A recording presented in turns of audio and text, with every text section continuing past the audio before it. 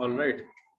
So sit comfortably with your back straight, back erect, and focus on your breathing without closing your eyes. Take a few deep breaths.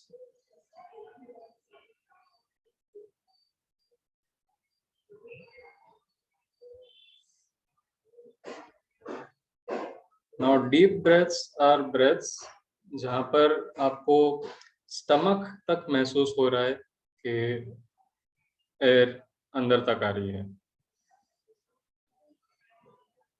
not just the chest.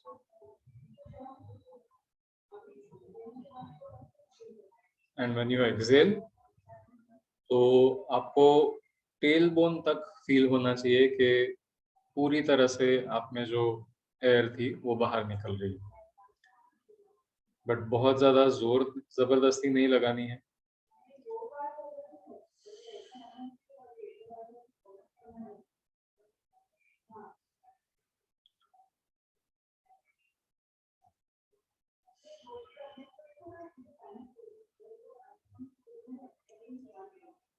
Now whenever you are ready, जो last Excel रहेगा उसके साथ में धीरे धीरे आपको आंखें बंद करनी है और फिर रेगुलर ब्रेथ शुरू करनी है.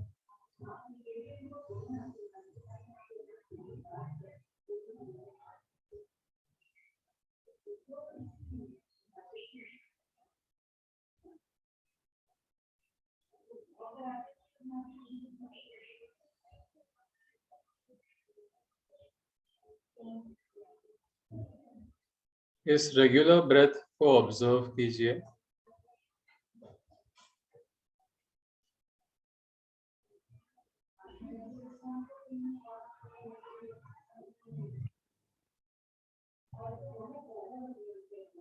किस तरह से सांसें अंदर आती है, बाहर जाती है.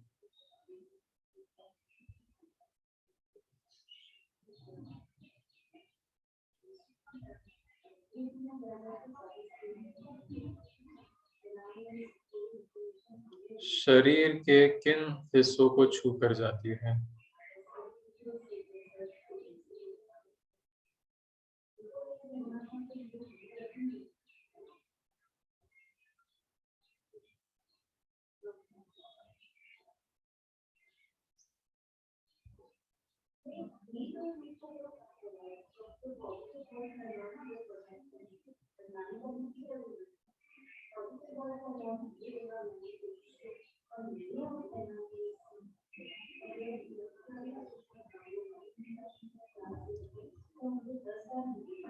जहाँ छू कर जाती है वहाँ किस तरह का प्रभाव पड़ता है, क्या महसूस होता है.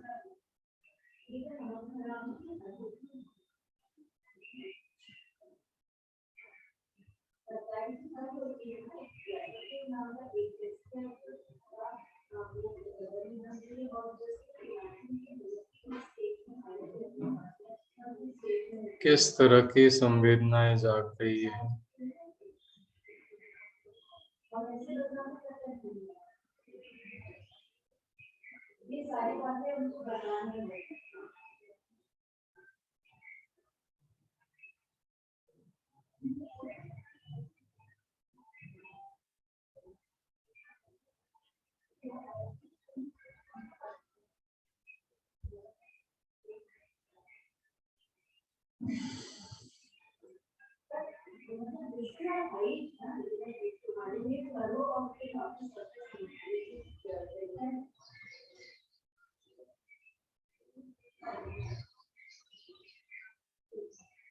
अपने अपर लिप से लेके नॉस्ट्रिल्स,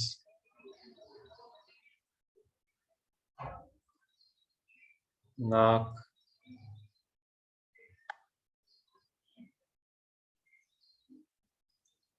जीभ के पिछले हिस्से तक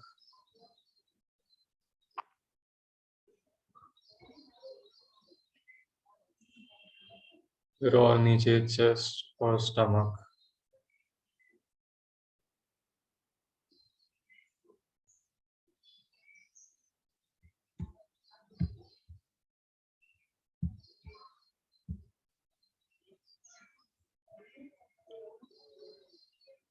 महसूस कीजिए कहाँ तक ये सांस पहुंचती है।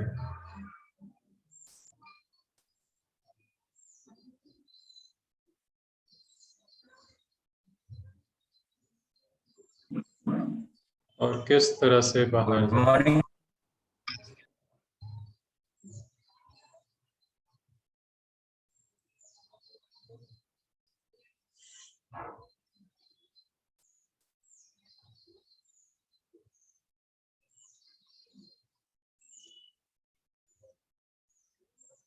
महसूस कीजिए किस तरह से हर सांस थोड़ी अलग होती है।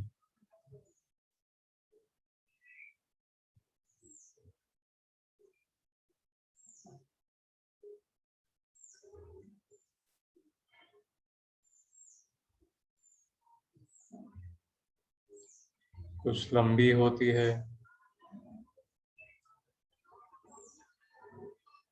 कुछ छोटी होती है।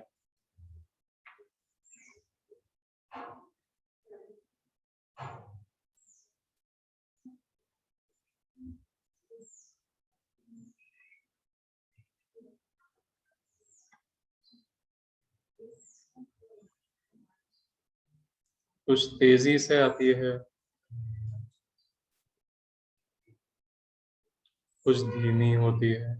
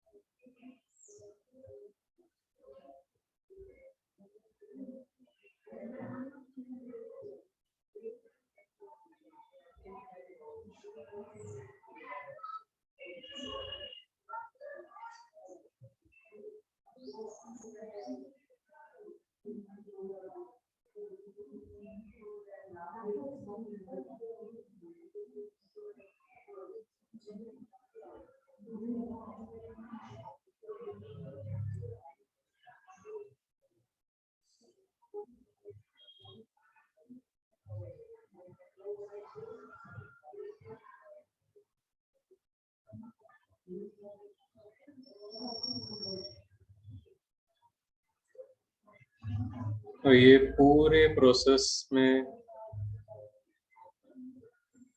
ऑब्जर्व करती रहिए कि किस तरह की संवेदनाएं जाग रही है।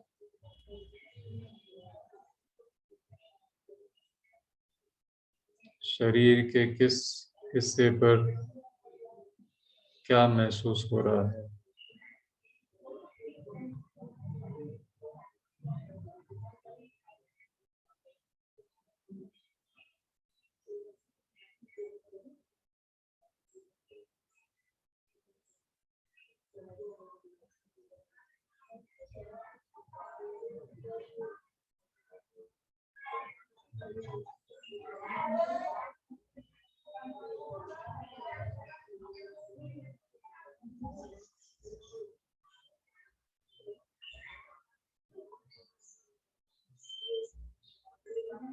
किस तरह से ये संवेदनाएं जागती है और फिर अपने आप समाप्त हो जाती है।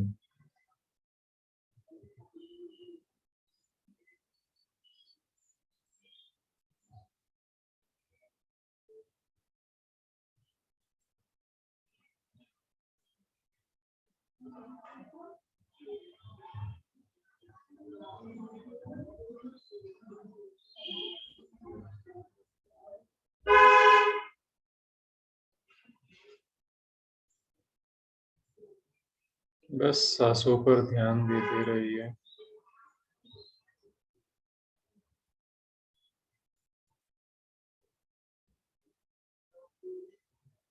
और जहां ध्यान भटकता है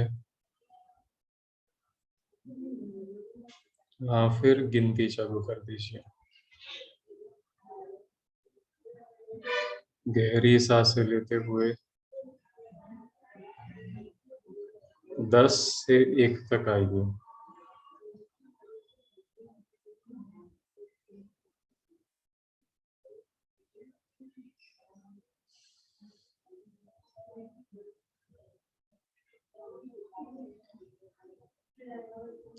और फिर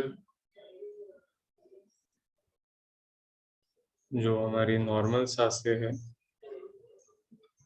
उस पर लौट आइए।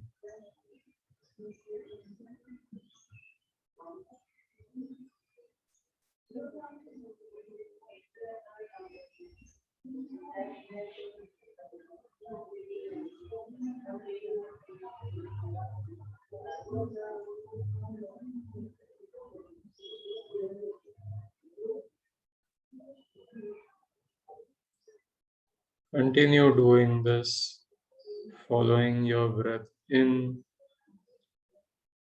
and breath out without forcing your breath.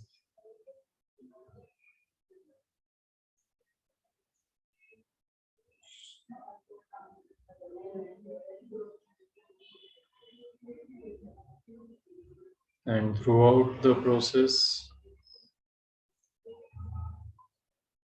observe the sensations that arise through the tract of your breath.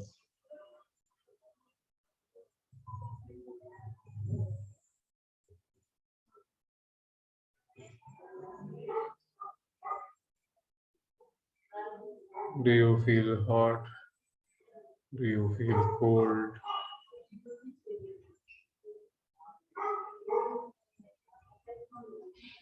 Is it itching? Is it paining? Is it burning? Is it tickling?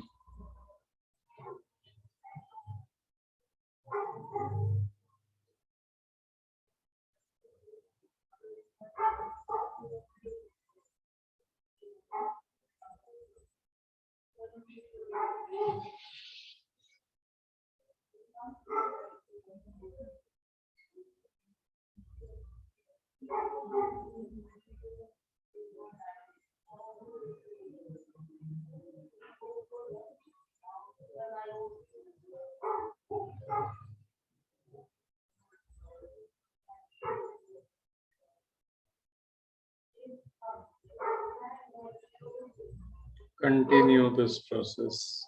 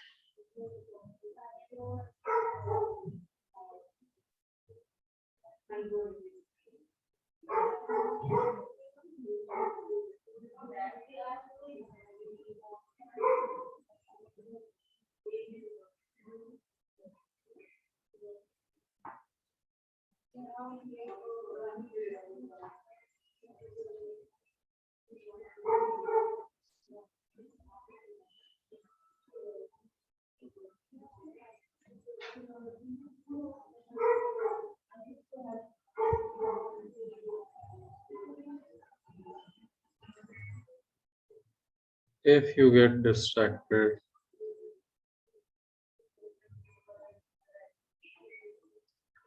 deepen your inhales, deepen your exhales, counting each of them backwards from 10 to 9. Inhale 8, exhale 7. And as you reach 1, resume your normal breathing.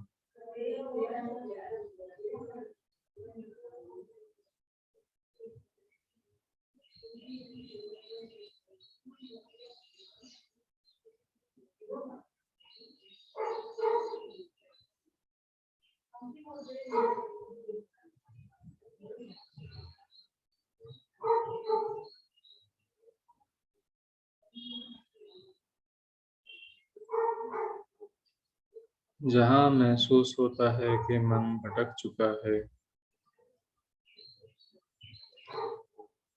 उसे धीरे धीरे बिना जोर जबरदस्ती किए वापस लेके आए।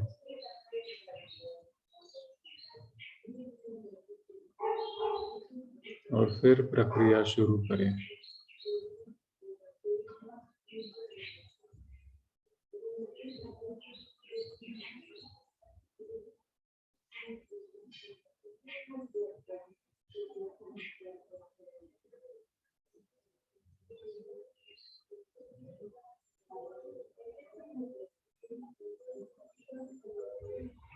Once again, bringing your attention to your breathing.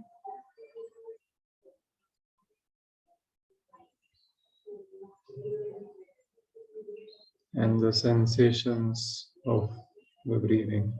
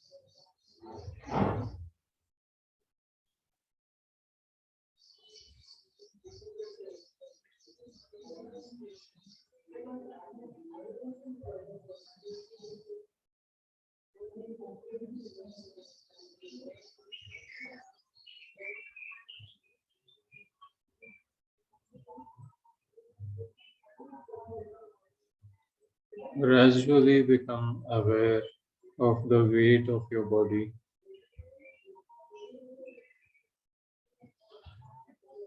तुम्हारे शरीर के वेट की तरफ अटेंशन दीजिए।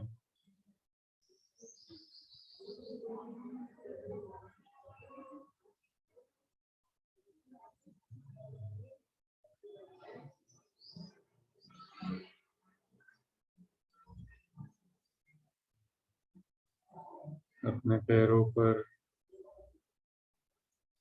अपने सीट पर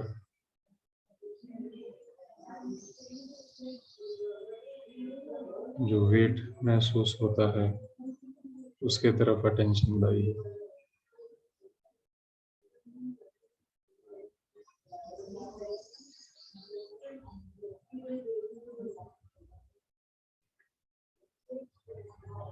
Slowly move your fingers and your toes, becoming aware of your body.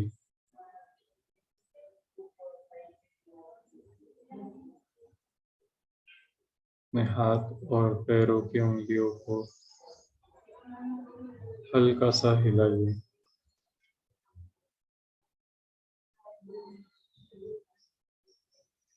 और अपने शरीर की तरफ ध्यान लाइए।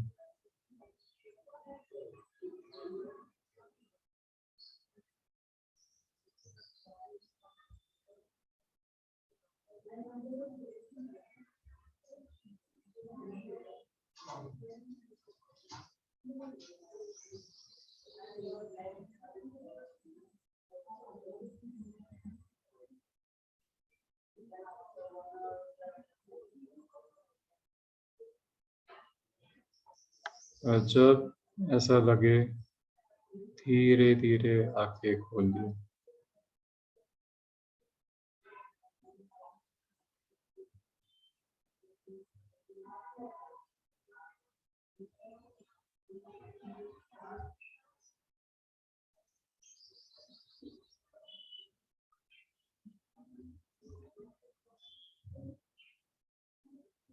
We will wait for a few minutes for the people whose eyes are still closed.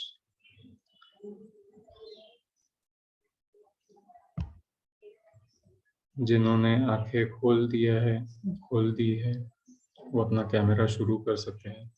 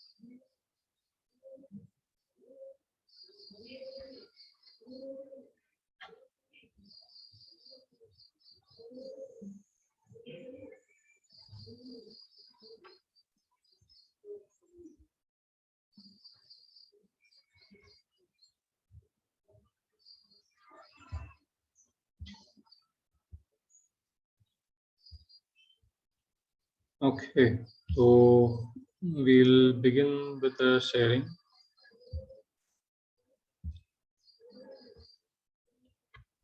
पहले हम लोग थोड़ा सा शेयर कर लेंगे कि आपको कैसा महसूस हो रहा है, आपने ये इसके पहले कभी किया है या पहली बार महसूस कर रहे हैं कुछ ऐसा?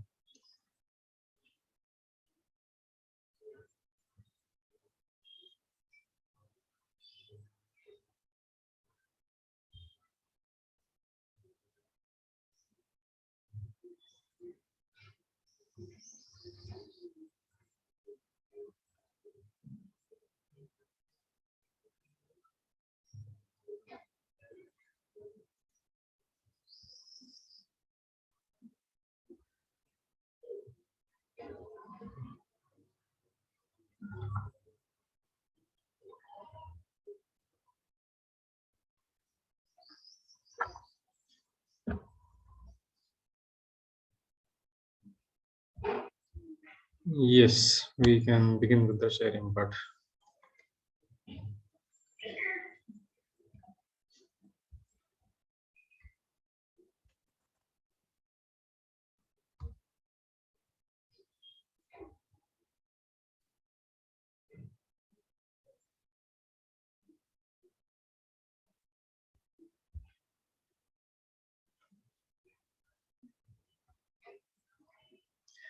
कितने लोग ऐसे हैं जिनको बात करने की इच्छा नहीं हो रही है?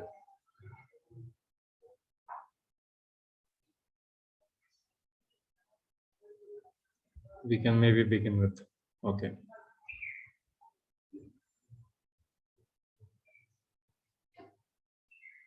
सर मेडिटेशन रोज करती हूँ,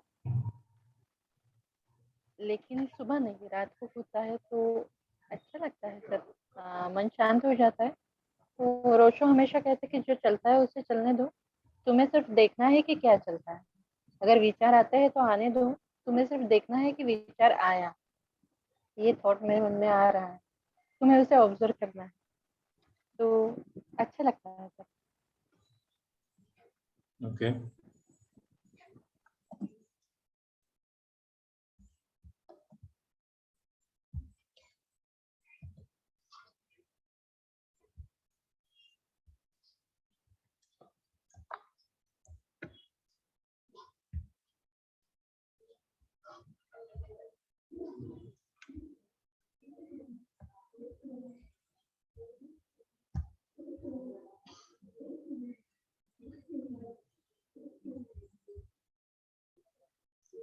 इसमें we won't be calling out names, तो आपको जब ऐसा लगे कि आप शेयर करने के लिए तैयार है, तो आप खुद ही अनम्यूट करके आप शेयर कर ले सकते Yes, sir. Can I share? हैं। ओके। तो जब मैं मेडिटेशन करती हूँ तो स्टार्टिंग में तो नहीं हो रहा था एक जगह पे कॉन्सेंट्रेट करना। फिर उसके बाद जैसे ही हुआ तो फिर कोई टाइम ऐसे भी आया कि जब मैं पूरी ब्लैंक थी, मतलब कोई थॉट्स नहीं थे, सिर्फ एक ही मतलब इस पे फोकस कर रही थी। और उसके बाद ऐसा हुआ कि बहुत थॉट्स आते हैं और मुझे एक थॉट आता है तो उसके बाद 10 थॉट्स खुद ही आ जाते हैं। फिर मैं उनसे दूर दूर भागने का करती हूँ कि नहीं सोचूं, ये नहीं सोचना है मुझे। फिर जितना ही मतलब मुझसे दूर होने की करती हूँ तो फिर उतने ही मेरे पास आते हैं, मुझसे ऐसा होता है। तो दैट वाज माय फीलिंग। फिर कुछ टाइम बीच में फिर से ऐसा आया कि मैं जहाँ पूरी ब्लैंक हो गई, सिर्फ कॉन्सेंट्रेट कर रही थी। That's it. Thank you.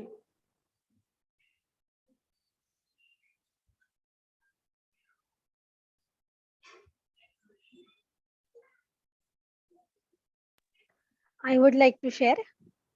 मुझे बहुत हल्का महसूस हो रहा था। ऐसा लग रहा था कि ज़्यादा वेट नहीं है। पूरा बॉडी में थोड़ा हल्का-हल्का सा महसूस हो रहा था। ज़्यादा वेट नहीं लग रहा था मतलब।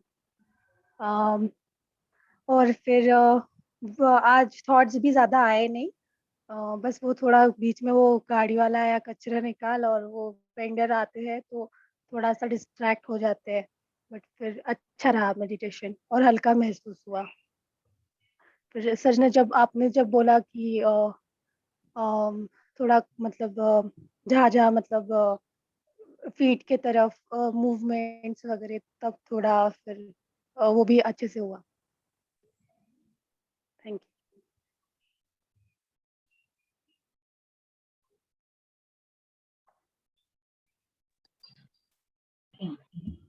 Good morning.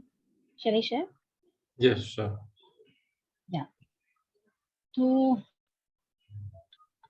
हाँ, जनरली मुझे थॉट्स बहुत आते हैं, बट टुडे मैं हर इंस्ट्रक्शंस आपका सुन पा रही थी and I was just following, और मेरी स्टार्टिंग से लेके लास्ट तक ब्रीथिंग पे कंसंट्रेशन था। तो मुझे पता चल रहा था हर बार कि जैसे आपने जब इंस्ट्रक्शन दिए कि आपके लिप्स मतलब लिप्स के ऊपर कैसा मूवमेंट दिख रहा है, तो मुझे वो फील हो रहा था कि नाक से हर एक वो बोलते हैं ना रोंगट, हर एक एयर जो अंदर जाती है, तो मुझे वो भी फील हो रही थी। बट आज पता नहीं, आई वाज फीलिंग मतलब बहुत ज्यादा हैवी था मेरे स्टमक में। तो मैं जब इनहेल करती थी तो वो स्ट्रेचिंग बहुत ज्यादा हो जाता था। तो maybe I don't know why, हालांकि टमी तो फुली एम्प्टी है, but still I am feeling very heavy. और फिर जब आपने फिंगर और टोज का मूवमेंट बोला था लास्ट में, तो I was able to do it. मतलब अ, मेरे मूवमेंट भी जैसे सिंगल सिंगल फिंगर्स ऊपर आ रही थी, जैसे अलग अलग एक एक फिंगर्स का मूवमेंट हो रहा था, तो I could feel that also. हाँ, आज मेरे इसमें थॉट्स कुछ नहीं थे, so I was able to consider fully. जो भी इंस्ट्रक्शंस आ रहे थे वो मैं बराबर फॉलो कर पा रही थी और अच्छा लग रहा था। हाँ।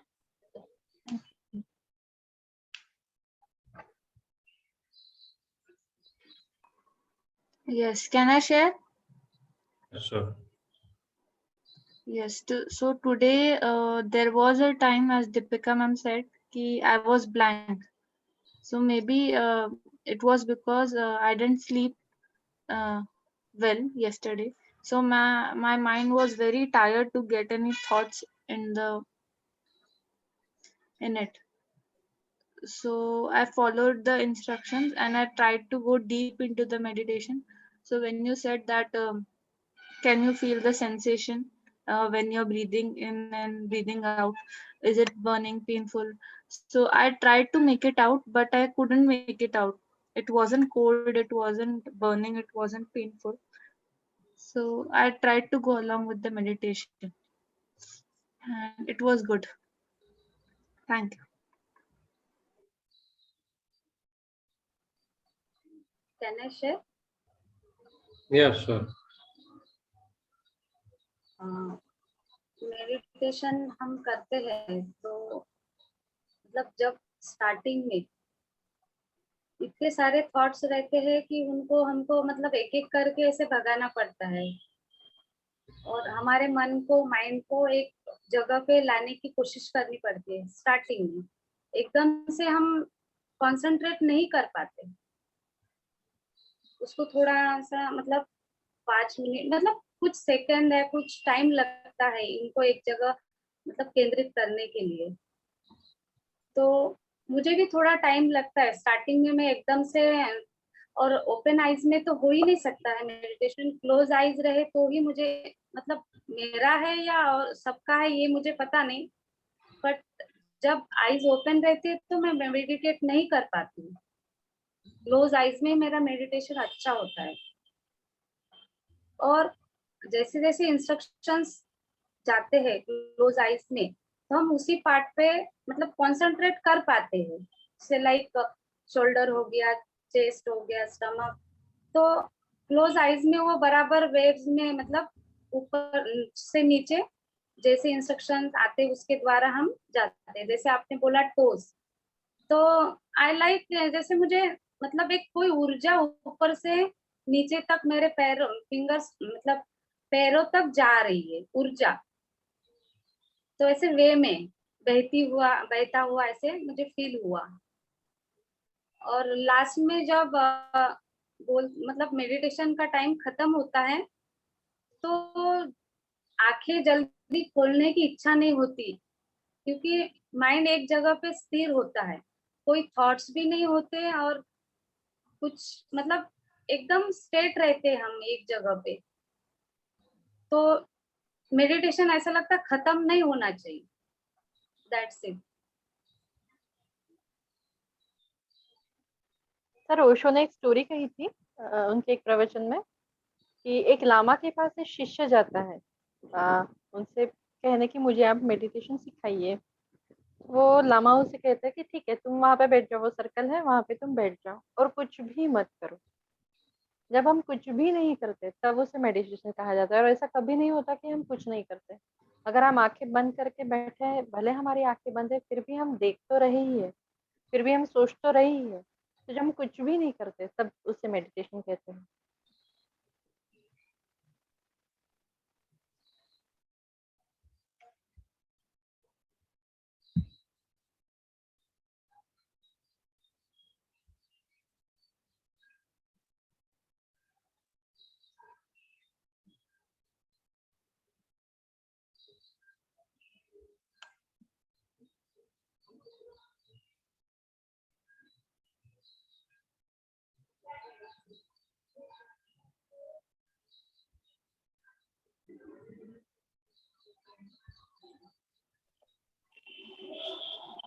Can I share, sir?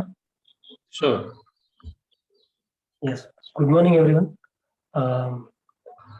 So initially, it was difficult for me today to concentrate.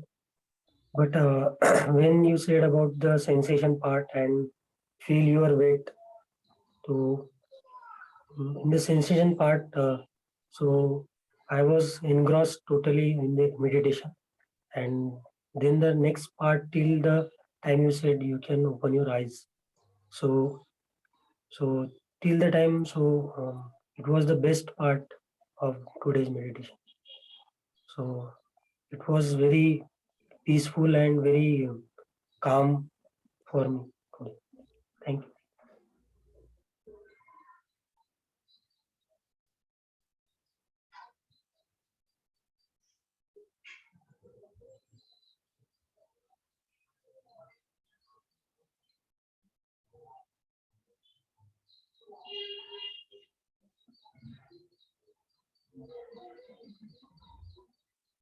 Anyone else?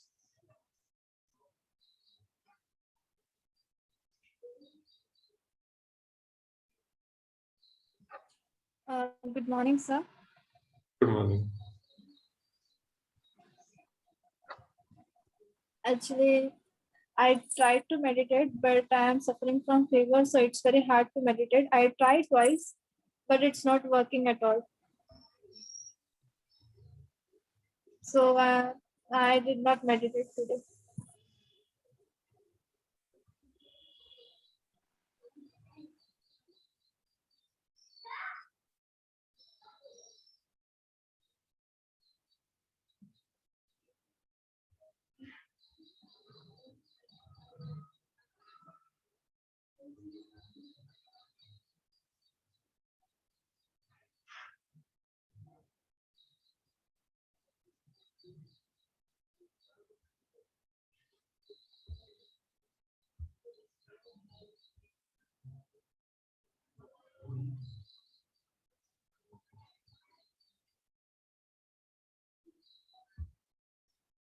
Anyone else who is left?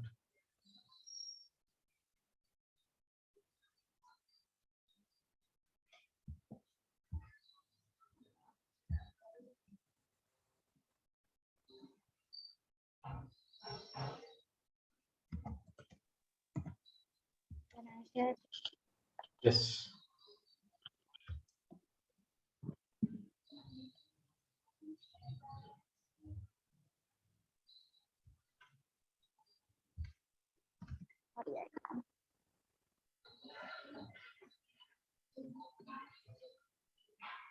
You are not audible, ma'am. Divya ma'am.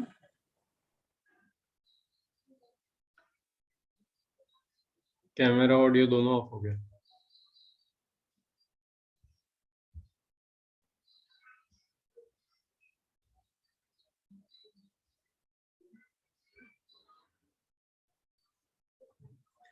Okay, we can come back to Divya ma'am in some time.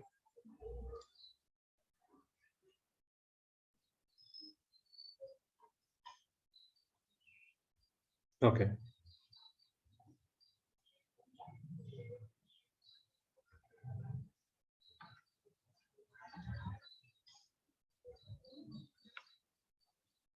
Anil sir, Nilesh sir.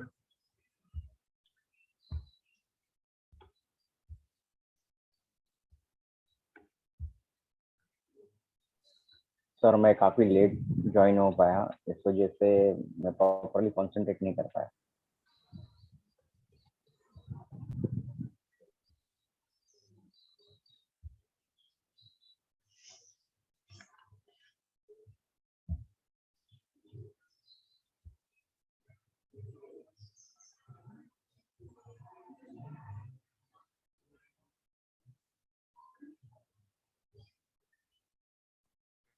Are you there?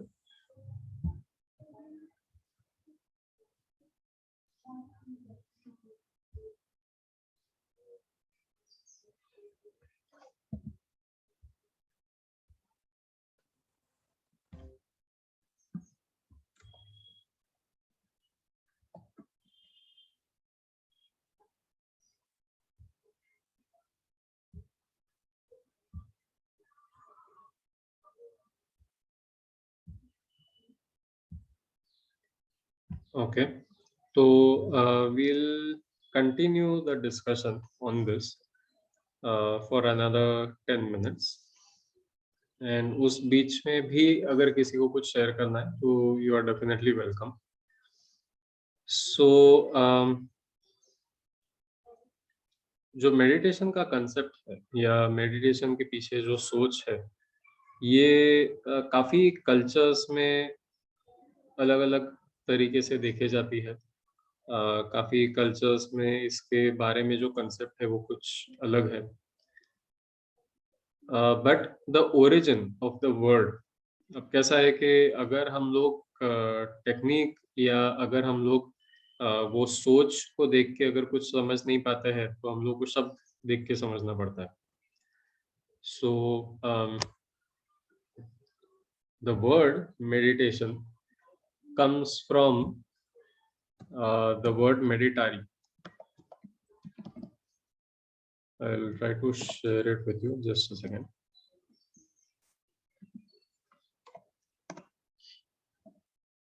So this is what I'm sharing with you right now is a very interesting and useful tool to understand the original intention of something.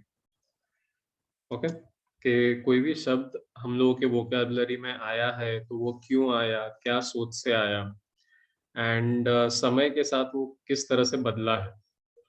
So if you look for meditation, and meditation के सामने अगर हम लोग डालते हैं etymology, ETYMOLOGY, कोई भी शब्द के सामने अगर आप एटिमोलॉजी डालते हैं तो etymology is the science of origin of words. Okay, जिस तरह से यू हैव फिजिक्स, बायोलॉजी, तो लाइक फॉर एग्जांपल बायोलॉजी अगर हम लोग बोले तो biology comes from bio and logos. and in this case bio means life and logos means word, or later on it turned into study. So the study or the terms behind life, or the written word behind life, so to speak, that is biology. तो उसी तरह से etymology stands for the origin of words. So let's see what happens when I search for this. मैंने meditation etymology search किया, तो ये यहाँ Latin में उसके लिए जो शब्द था that was meditari. meditari से वो लैटिन मतलब ओल्ड लैटिन से न्यू लैटिन में it became meditatio. Old French और इंग्लिश मर्ज होके वो मेडिटेशन बना. Now what does it mean to meditate? What is the original meaning? तो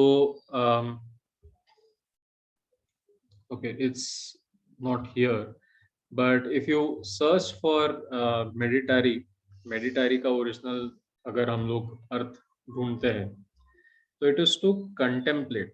कंटेम्पलेट मतलब बहुत ही न्यूट्रल और लूज तरीके से किसी चीज के बारे में सोचना. सो फॉर एग्जांपल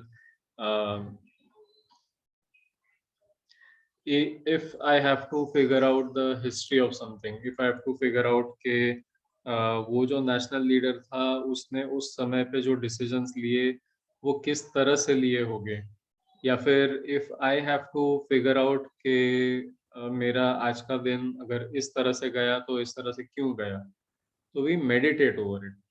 बहुत ही लूजली हम लोग सोचते हैं, बहुत ही बिना जजमेंट के न्यूट्रली हम लोग सोचते हैं कि दिन में आज हम लोगों ने क्या क्या किया, आज हम लोगों के साथ क्या क्या हुआ, एंड हम लोगों का पूरे ट्रैक में क्या रिस्पॉन्स रहा.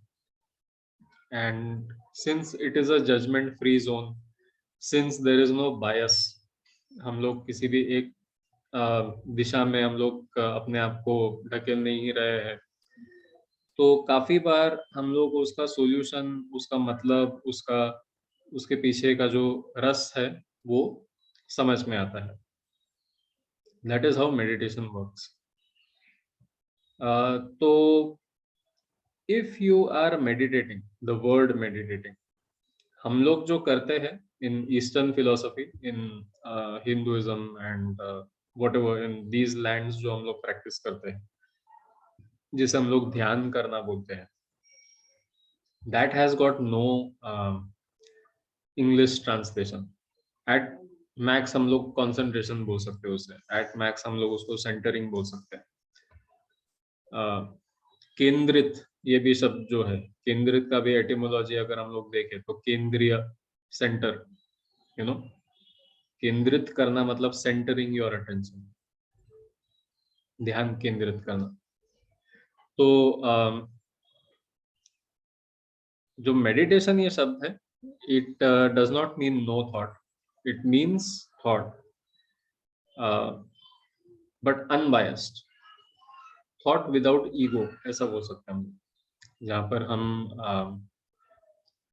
अपने आप को थोड़ा सा साइड में रख के we take some time for what is perceived as it is. जो हम लोग देखते हैं, जो हम लोग को महसूस होता है, वो एज इट इज हम लोग देखने की कोशिश करते हैं, तो दैट इज मेडिटेशन. बट जो दूसरी चीज हम लोग जो करने की कोशिश करते हैं, जो जिसे हम लोग ध्यान बोलते हैं, बुद्ध की जो दी हुई टेक्निक है जिसे हम लोग विपश्यना बोलते हैं, तो ये सब अलग अलग टाइप के ध्यान है जिसे हम लोग आज मेडिटेशन बोलते हैं.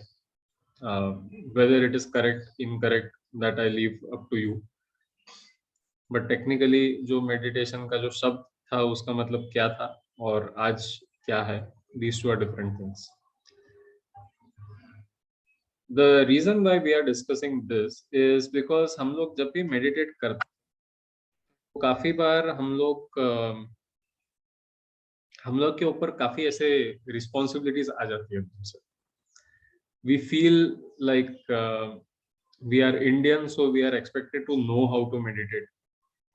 We feel like we have a generations of spirituality behind us, इसलिए हर पैदाशी हिंदुस्तानी योगा में एक्सपर्ट रहना चाहिए और मेडिटेशन में एक्सपर्ट रहना चाहिए. On the other hand cultural difference ये भी बोलता है हम लोगों को कि मेडिटेशन ये सब चीजें जो है ये बुजुर्ग लोगों की बातें हैं. This should not be done by normal people. जो लोग ऑलरेडी पहुंच चुके हैं, जिनकी जिंदगी में अभी कुछ नहीं है, उनकी बातें हैं ये सब. तो ये सब कचरा हम लोग जब साफ करके फिर शांति से बैठते हैं एंड हम लोग ऑब्जर्व करते हैं कि जो भी डिफरेंसेस आ रहे हैं, जो भी डिस्ट्रैक्शंस आ रहे हैं, जो भी मूवमेंट है, observation of this movement is meditation. क्योंकि जिसे हम लोग थॉटलेस स्टेट बोलते हैं, that is not permanent. It is never permanent. In fact, the illusion of permanence के happily ever after वगैरह ये सब जो system है, this is all man-made. ये this is a part of our of what we refer to as the carrot and stick model. मतलब आप कुछ अच्छा करेंगे तो आपको उसका गाजर मिलेगा, and आप कुछ बुरा करेंगे तो आपको छड़ी मिलेगी. That is the carrot and stick model. जो हम लोग गधे ट्रेन करने के लिए यूज करते थे एक जमाने में, या वेस्टर्न फिलोसफी में यूज करते थे. सो हम लोग यहाँ पर उसे रिवॉर्ड एंड पनिशमेंट बोलते हैं. तो उसके वजह से काफी बार जो मेडिटेशन के पीछे जो फिलोसफीज है, ध्यान के पीछे, कंसंट्रेशन के पीछे, ये सब मिला के the common term for this is mindfulness. तो mindfulness के पीछे की जो philosophies है वो contaminate हो जाती है, corrupt हो जाती है. Our main objective is this, कि we find some time to be mindful, we find some time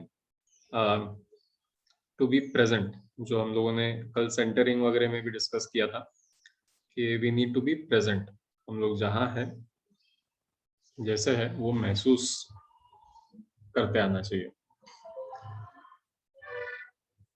Okay, so I have shared a gist of what I wanted to share. बाकी हम लोग जब mindfulness और थोड़ा सा स्टडी करेंगे, because as I had mentioned earlier, mindfulness is also again a large part of what the NEP is focusing on. So we'll discuss it over a period of time. तो अब और किसी को कुछ शेयर करना है तो हम लोग 1-2 मिनट उसके लिए ले सकते हैं, otherwise we can move ahead.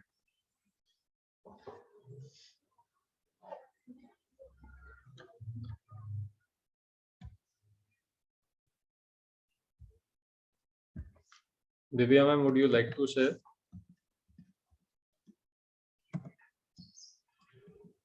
Yes, sir. So I was feeling so heavy today, so many thoughts in my mind, and feeling so stressed.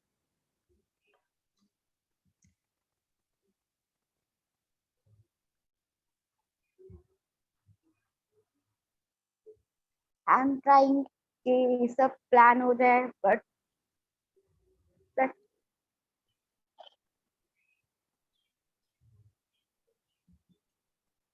It's okay, take your time.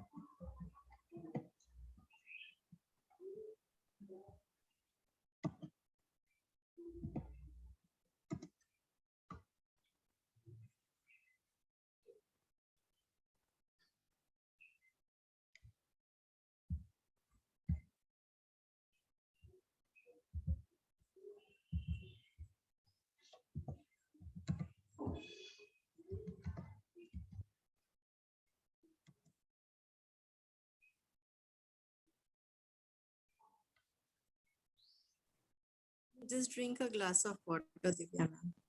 Yeah, and if you feel like typing also, that is also fine. No, it's okay. I'm done. Thank you.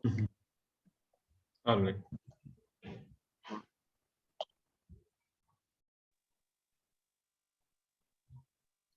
We have to give basic idea of Ayurveda. Yes.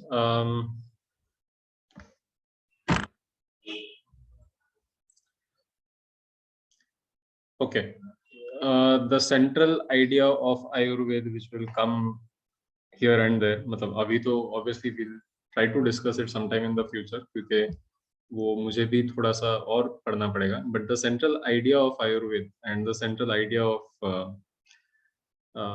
our philosophies, Hindu philosophies, is this: कि everything exists in balance and counterbalance. हर चीज का एक balance और counter balance होता है, and that is how nature works. So even in case of Ayurveda, जिस तरह से हम लोग हर्ब्स वगैरह काम करते हैं, तो वो इसी तरह से काम करते हैं. In fact there are some plants जो पॉइजनस प्लांट है, उसी के बाजू में उसका एंटीडोट भी मिलता है. मतलब यहाँ अगर आपने गलती से इसके अगर कुछ पत्ते खा लिए एंड उसकी टॉक्सिसिटी, उसका पॉइजन आपके शरीर में फैल रहा है, तो उसी के बाजू वाला जो प्लांट है जो ऑलमोस्ट सेम दिखता है, वो अगर उसके अगर पत्ते खाएंगे तो वो पॉइजन चले भी जाएगा. So that is the central idea of Ayurveda. Yeah, it is one of the most important things. All right, so we'll move on to the second part.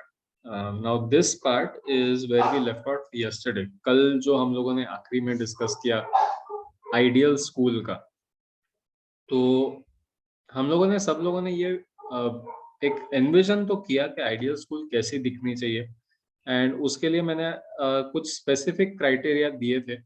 वो देने का मकसद, वो देने का उद्देश्य ये था कि वो आइडिया को हम लोग रियल बनाने की कोशिश करें.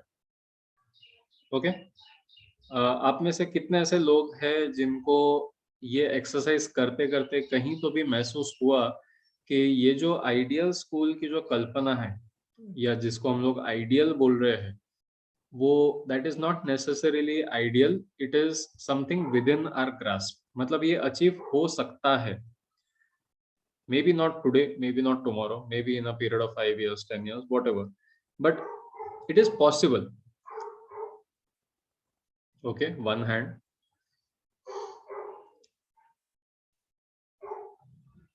2, 3, 4. Okay, या चैट में भी डेफिनेटली आ रहा है.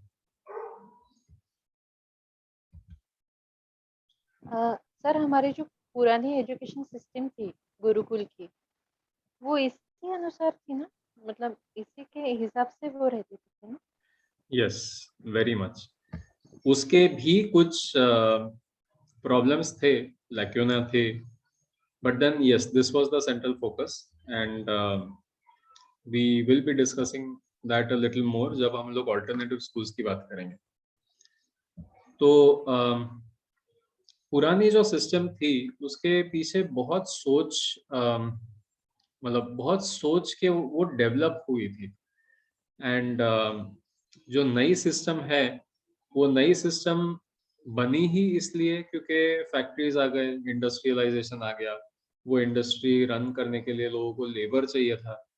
तो एजुकेशन भी उन्होंने स्प्रेड किया जिन्होंने कोलोनाइजेशन किया. कोलोनाइजेशन मतलब जो दूसरे देशों पर राज किया, तो उनको लेबर चाहिए थे, उनको अपने फैक्ट्री में काम करने के लिए लोग चाहिए थे.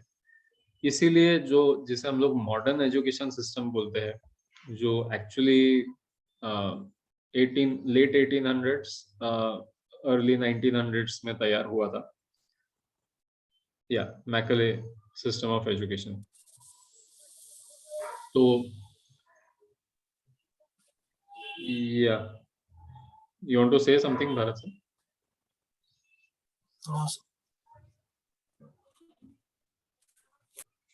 Okay. सो या राइट, तो अब ब्रिटिश राज के समय पे जो एजुकेशन आया था, वो एजुकेशन इसीलिए काम का था क्योंकि उन्हें तब वो मॉडर्नाइजेशन लाना था, the need for modernisation. Now this is where culture and lifestyle play a big role। तो धीरे धीरे जहाँ पर कैपिटलाइजेशन बढ़ा, धीरे धीरे जहाँ पर चीजें, Bhubaneswari ma'am, you want to contribute something?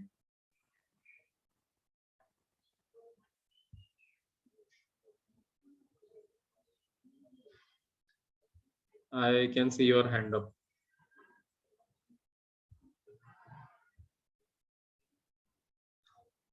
Okay, तो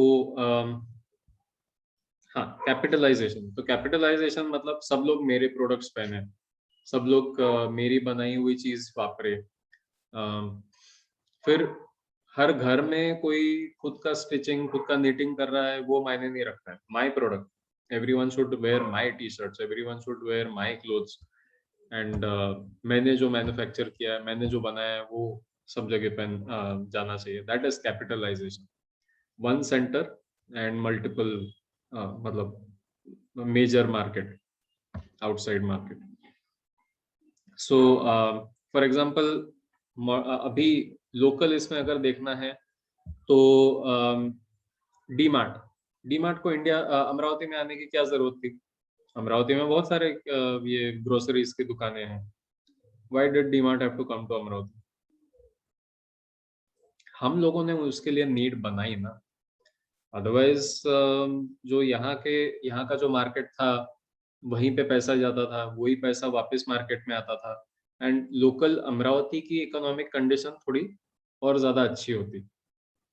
because think about it like this कि if you buy things from your local grocery store, आपके ही आसपास की अगर किराने के दुकान से अगर आप सब कुछ खरीदते हैं, and I am not talking about one person, I am talking about the full population, तो धीरे धीरे उसके जेब में पैसा आता है, उसके जेब में पैसा आता है तो वो भी वापस आपकी दुकान से कुछ खरीदेगा। First of all customer loyalty buildup होती है। सेकेंडली, एक सेंस ऑफ ग्रैटिट्यूड होता है, बॉन्डिंग होता है, फैमिली बिल्डिंग, फैमिली का एक एटमॉस्फेयर, वातावरण होता है। एंड मोस्ट इम्पोर्टेंटली, यहाँ का पैसा यहीं पे रहेगा। There is no external source जो आपका पैसा खींच के लेके जा रहा है। अभी प्रॉब्लम ऐसा हो रहा है कि ये सब चीजों की वजह से, डी मार्ट हो गया या ये फ्रेंचाइजी के जो स्टोर्स है, इन सब के वजह से पैसा आधे से ज्यादा बाहर जा रहा है, एंड वो बाहर जाने के वजह से it is disturbing the balance in Amravati, with in the city. क्योंकि जहां पर किसी ने ऑलरेडी किराने की दुकान खोली है, उसके जेब में अभी पैसे कम आ रहे हैं, तो now he is in a challenge.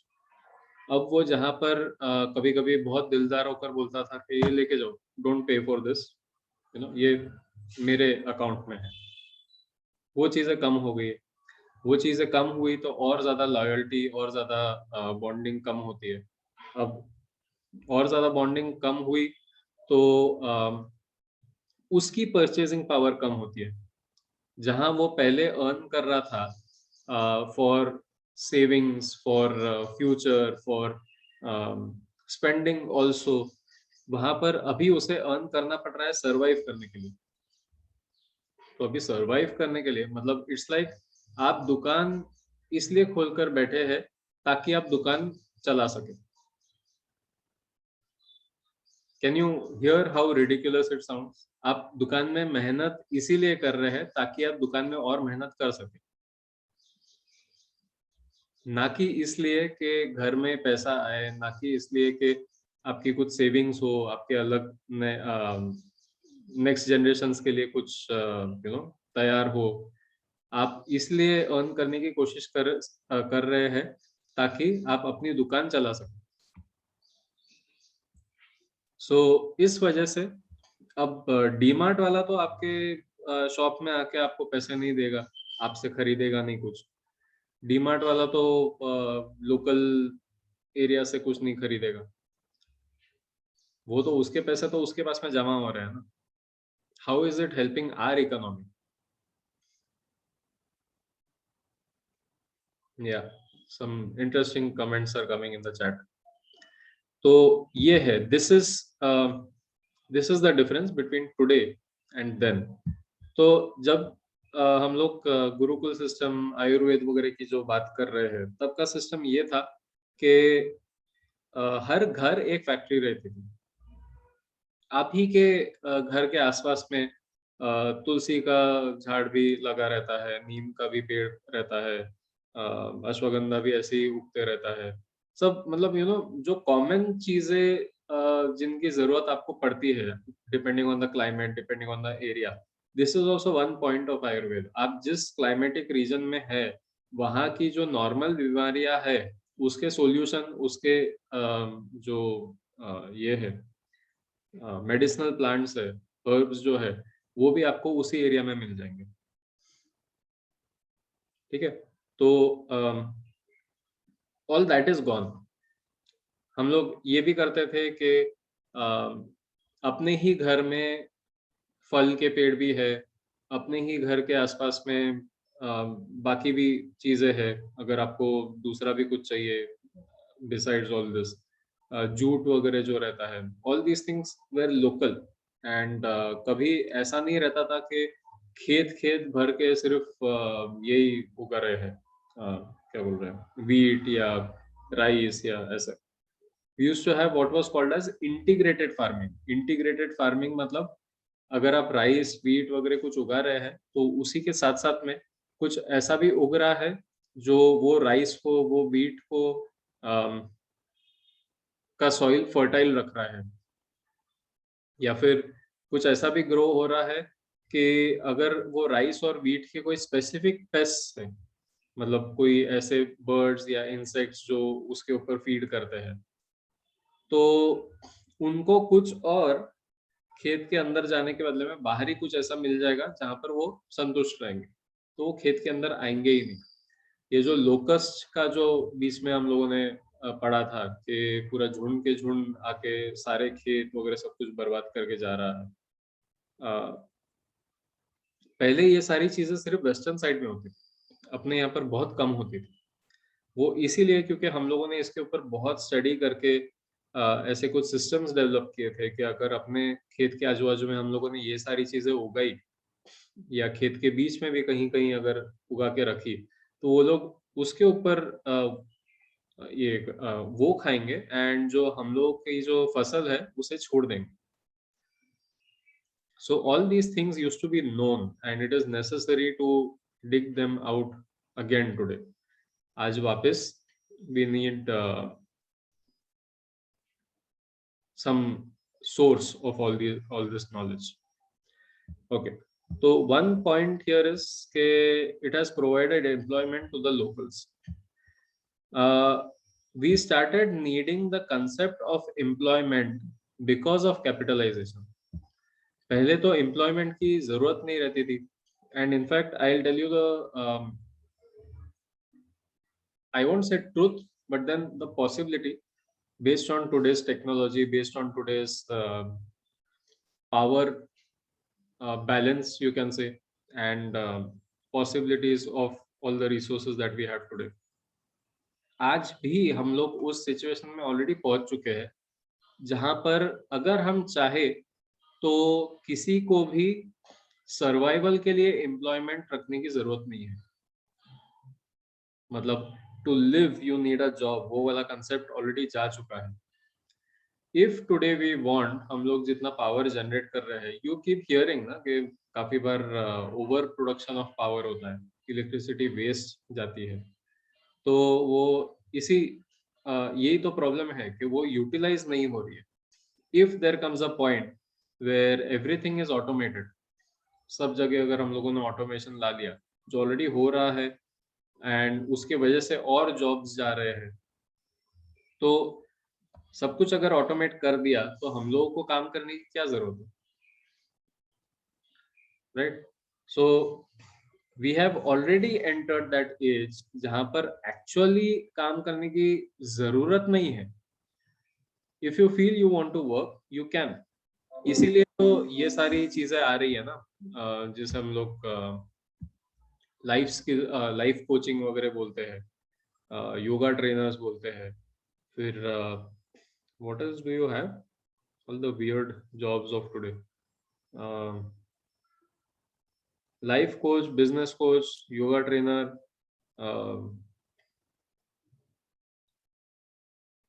happiness coach भी रहता है, Financial planner. Personality development. Financial planner.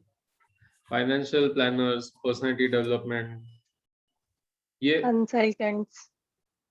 consultants, Consultants. counselors, therapists, ये सब jobs इसी के ऊपर तो है. These are signs. Drum circle facilitator, जैसे I am a drum circle facilitator, तो हम लोग if I want, I can earn profits just by sitting in a group with people and getting them to play drums.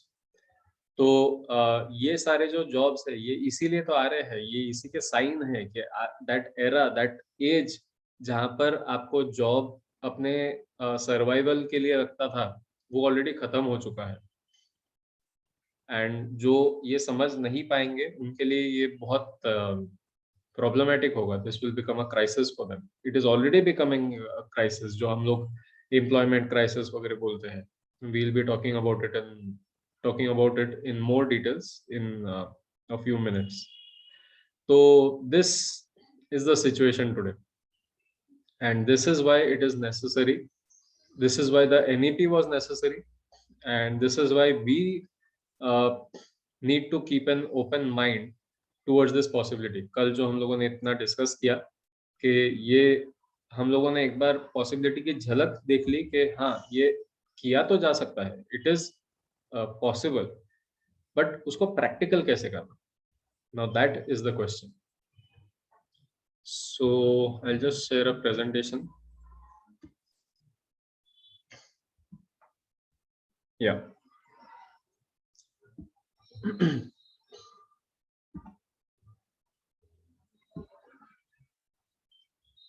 so this is something that I had been wondering. First of all, why is this not happening, and if this needs to happen, अगर हम लोग को इसको सच में लाना है practically तो कैसे किया जाए. The answer is short, but it's not very simple. थोड़ा सा हम लोग को अपना जो पुराना ओरिजिनल इंडियन माइंडसेट है वो वापस जागरूक करना पड़ेगा उसके लिए, because it requires, the solution requires quite a bit of creativity. So practices for a change maker school. अब कल जो हम लोगों ने इतने schools discuss किए, ये do you agree or not agree कि these would become change maker schools?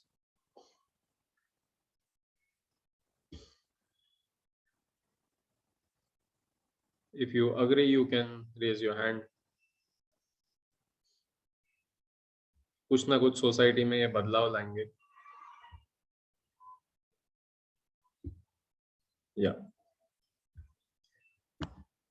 सो ये जो चेंज मेकर स्कूल्स है उन्होंने क्या करना चाहिए ये हम लोग अभी धीरे धीरे एक एक स्टेप देख देख के डिस्कस करेंगे.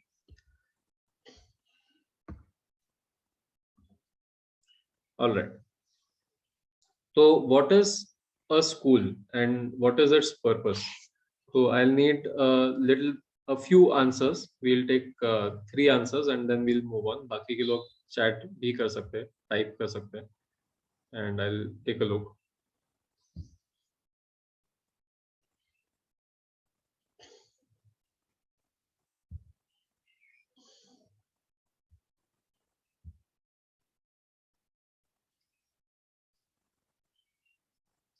I need one answer for what is a school and one answer for what is its purpose.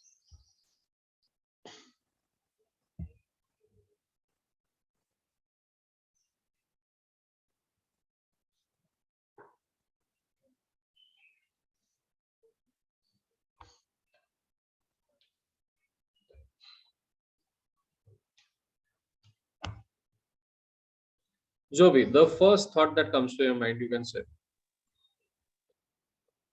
school is a place where learning happens from both the sides. Okay, मेघना ma'am भी कुछ बोल School रहे is- थे. Yeah, school is a place where teachers or the experts can mold a new clay in a proper shape, okay, and they can create a very bright future of country. Alright. Pooja ma'am. School is that where child learn how to live. Okay, so we have 3 answers. Now, what is its purpose?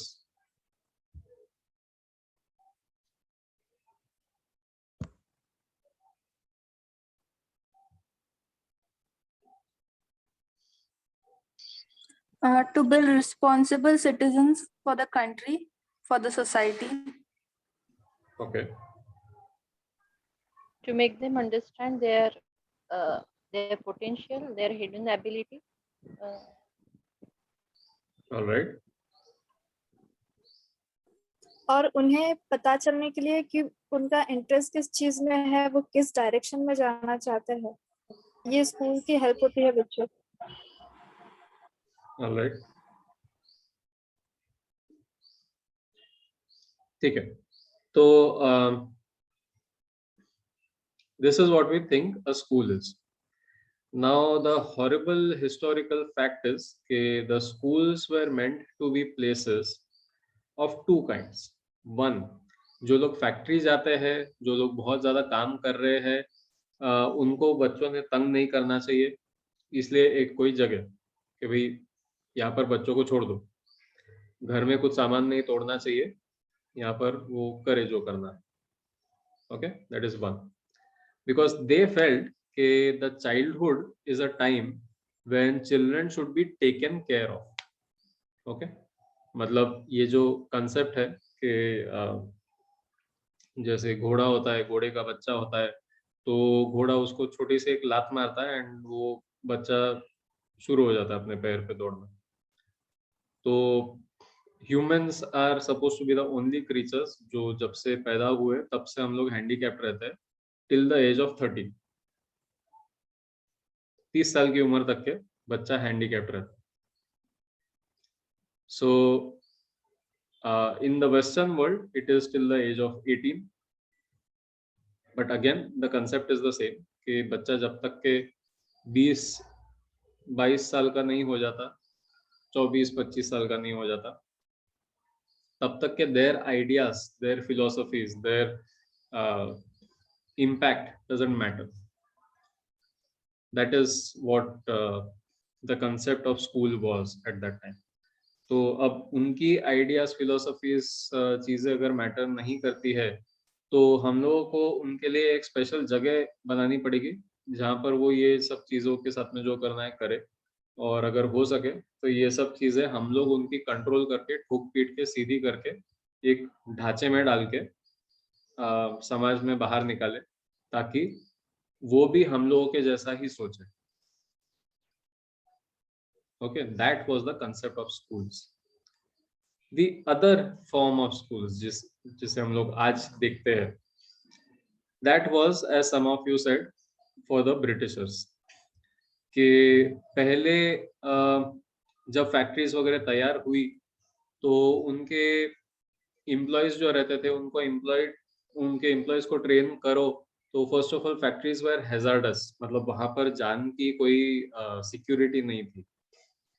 तो वहां अगर कोई काम करना शुरू करता है तो उसका हाथ बैठना, मतलब कन्वेयर बेल्ट जो जिस पे से मशीन के पार्ट्स जाते रहते हैं उसे बराबर करना एंड डेवलप करना, फिर जो नेक्स्ट पर्सन है वो उसके ऊपर थोड़ा सा और कुछ काम करेगा, फिर नेक्स्ट पर्सन काम करेगा. This was the general flow of a factory. तो हर इंसान का उस काम में हाथ बैठना उसको समय लगता था. एंड उसको अगर समय लग रहा है तो जहां जहां एम्प्लॉयज ज्यादा आ रहे हैं जा रहे हैं वहां पर ऑब्वियसली लॉस ज्यादा होता था क्योंकि ज्यादा समय लगता था उस एम्प्लॉय को उस जॉब को परफेक्ट करने के लिए. सो ये आइडिया बनी कि हम लोगों ने स्किल स्कूल्स या स्किल सेंटर्स खोलने चाहिए। तो इन स्किल सेंटर्स में वो लोगों को ट्रेन करते थे एंड फिर बाद में वो लोग काम करवाते थे। अब धीरे धीरे उनको ये भी दिखा कि ये स्किल सेंटर्स को बहुत ज्यादा हाईलाइट नहीं मिल रहा है because people are not thinking it is important. अभी भी वो कंसेप्ट है कि we can do something else, खुद का कुछ कर सकते हैं वगैरह। इसको इम्पोर्टेंस कैसे लाना? तो they saw one ready gold mine कि इसको अगर हम लोगों ने स्कूल में डाल दिया तो देन अपने आप दो चीजें होगी। एक तो ये होगा कि फैक्ट्री में काम करना इज प्रेस्टिजियस, मतलब रिस्पेक्ट वाली बात है, जो पहले नहीं था। फैक्ट्री में वही काम करते थे जो मजदूर थे। तो स्कूल में अगर ये चीजें डाल दी तो अपने आप जो फैक्ट्री का काम है वो प्रेस्टिजियस हो गया, रिस्पेक्टफुल हो गया। एंड सेकेंडली लेबर मिल गया उनको। थर्ड चीज जो तब भी किसी ने सोची नहीं थी, और या शायद सोची होगी मगर कदर नहीं थी, एंड अब भी हम लोग उसके बारे में ज्यादा चर्चा या ज्यादा सोचते नहीं है, वो ये है कि this will become a self propagating system. Self propagating मतलब क्या? आज कोई फैक्ट्री से तैयार हुआ इंसान बाहर निकला, अब उसके पास में इज्जत भी है, जॉब भी है, ओके? तो अपने आप समाज उसे थोड़ा सा ऊंचा मानते हैं। अब वो फैक्ट्री में उसने 4-5 साल 6 साल गुजारे एंड वो वहां पे मैनेजर बन गया। क्योंकि फैक्ट्री का जो काम है वो एक साल में अगर आपका हाथ बैठ जाता है तो आप ज्यादा से ज्यादा 4 साल काम करेंगे, उसके बाद में तो आपको कुछ ना कुछ ऐसे लगेगा कि इससे भी ज्यादा अच्छा कुछ रहना चाहिए। तो एंड फैक्ट्री पूरा एक्सपेंशन बेस्ड ही है कि जितने फैक्ट्रीज आप डालेंगे उतना काम बढ़ते जाएगा। तो फटाफट प्रमोशन होता था, मैनेजर, असिस्टेंट मैनेजर जो भी है, ये सब चीजें हो जाती थी। नाउ दिस असिस्टेंट मैनेजर ये कोई साइकोलॉजिकली ट्रेंड तो नहीं है, ह्यूमैनिटीज में ट्रेंड नहीं है, एथिक्स में ट्रेंड नहीं है, तो ये तो मशीन के तरह ही सोचेगा ना, क्योंकि उसने तो उसके स्कूलिंग टाइम में सिर्फ मशीन के ही बारे में सीखा है। तो अब वो मशीन के तरह सोचेगा तो वो एम्प्लॉयज को भी उसी तरह से काम करवाएगा। एम्प्लॉयज को उसी तरह से काम करवाएगा तो एम्प्लॉयज में डिससेटिस्फैक्शन होगा। डिससेटिस्फैक्शन हुआ तो जब वो एम्प्लॉय घर जाता है तो अपने बच्चे को बोलता है कि आप बड़े हो के मेरे तरह नहीं बनेंगे, आपको पढ़ाई करनी है, स्कूल जाना है, ताकि आप मेरे मैनेजर के जैसे बनेंगे। You see how the cycle is connected?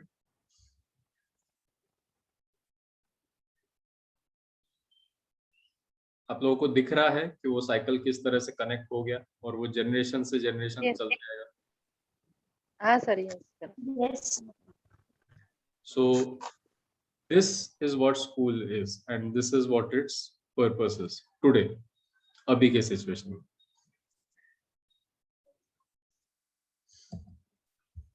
Now उसके कैरेक्टरिस्टिक्स क्या है, मतलब आप जब स्कूल जाते हैं तो आपको महसूस क्या होता है?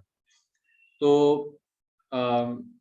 you'll realize कि schools are supposed to be centers of learning. ये this is what is advertised. हर कोई यही बोलता है कि यहाँ ये सीखने की जगह है, ज्ञान मंदिर जिसको बोलते हैं, temple of knowledge.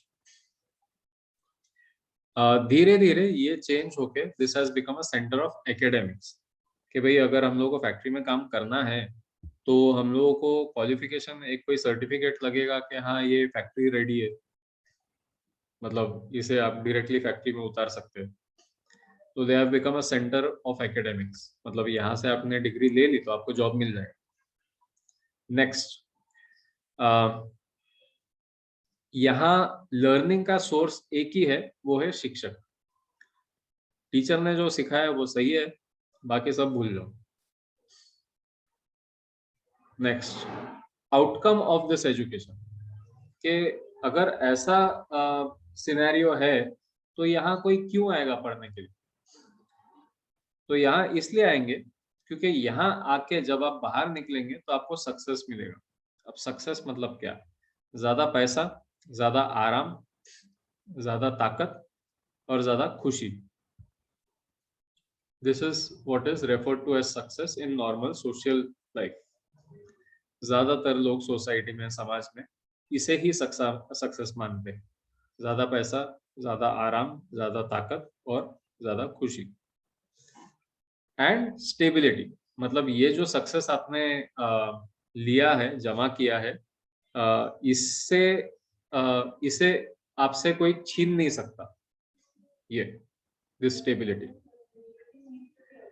Then what else? इसी के साथ साथ में आप कुछ बन जाओगे। आज आप कुछ नहीं हो, आज आप सिर्फ बच्चे हो, कल आप कुछ बनोगे। You will become a doctor, you will become an engineer, you will become a scientist, you will become a collector, whatever. आज आप कुछ नहीं हो, आप ये सब करेंगे तो फिर आगे जाके ये बन जाओगे। Do you see the problem here?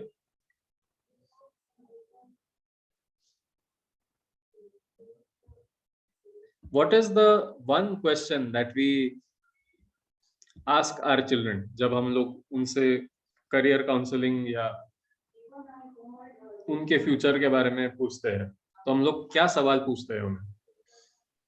What you want to be? है ना? बड़े होके क्या बनना चाहते? बड़े होके क्या बनना चाहते? आगे जाके क्या बनोगे? आज आप कौन हो ये तो कोई पूछता ही नहीं। There's nobody asks. Today what do you want to do? आज आप में जितनी ताकत है उतनी ताकत से आप क्या कर सकते हैं, ये कोई पूछता ही नहीं।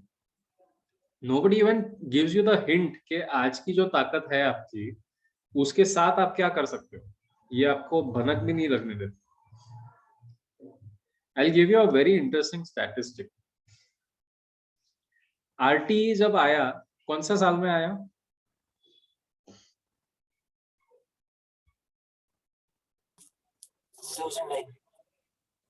2009, 2008, 2005? कब, कौन से साल में आया? I'm not sure, sir. I think बोलिए बोलिए, इसका तो जवाब फटाफट मिलना चाहिए, ढूंढिए। कौन से साल में RTE आया?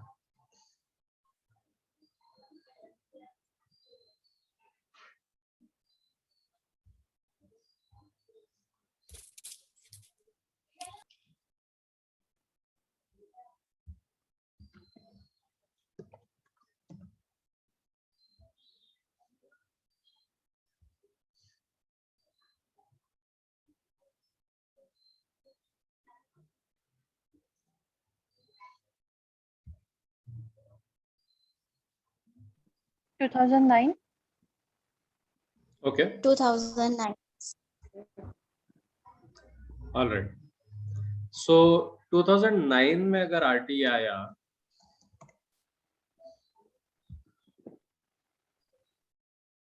so first of all, what is the full form of RTE? right to education. Thank you. This is what people think it is not. So the full form of RTE is right to free and compulsory education. Okay, ये education free भी है और compulsory भी है। तो इसका मतलब पहला इसका अर्थ, अगर आप पेरेंट हैं और आपके बच्चे को एजुकेशन करना है, एंड इफ द पेरेंट डिसअलाउस कि नहीं, मैं आपको स्कूल नहीं भेज सकता और मैं आपको स्कूल भेजूंगा भी नहीं, तो the parent can be heavily penalised. उसे फाइन लगा सकते हैं, उसे जेल में डाल सकते हैं, ये सारी बातें हो सकती है depending on the seriousness of the issue. So it is free and compulsory. Okay, तो उसमें एक क्लॉज ये भी है कि अगर बच्चों के साथ में आपने कॉर्पोरल पनिशमेंट किया तो आपको 5 साल की सजा और 50,000 का फाइन। 50,000 है कि 5 लाख है, I am not very sure, but let's take the lower amount for now, let's take it as 50,000। 50,000 का फाइन इतना रहेगा, प्लस स्कूल में हेवी स्क्रूटिनी होगी and there is a chance that the school may be suspended and will operate in very strict conditions. Okay, तो ये है situation. Now tell me 2009 से लेके अभी तक कितने साल हुए हैं?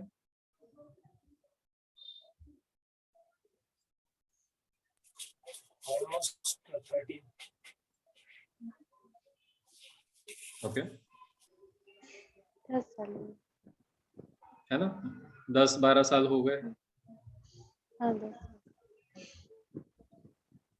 सो ये 10-12 साल में अमरावती में आपने कितनी ऐसी स्कूल्स देखी है जहां पर बच्चों को क्लास से बाहर निकलते हैं, बच्चों को अभी भी छड़ी देते हैं, बच्चों के साथ में जोर से चिल्ला के बात करते हैं, या फिर कोने में खड़े करते हैं, या सीट पे ही खड़े करते हैं? ये सब आपने देखा है? Yes. Almost all schools.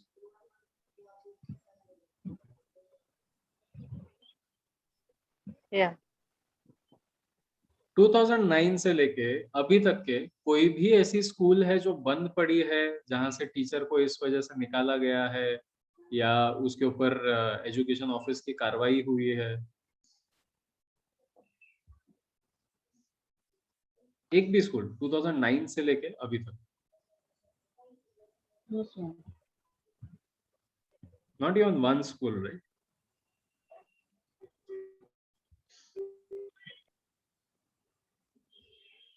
So this is how society works.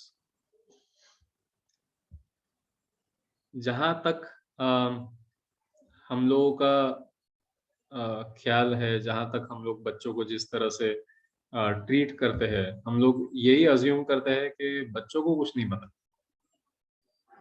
And बच्चों के साथ में जो करना है हम लोग कर सकते हैं, कुछ भी किया जा सकता है।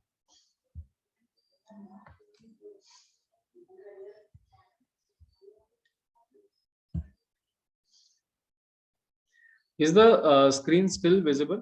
अभी थोड़ा बड़ा किया है मैंने। Yes, sir, it is visible. Yes.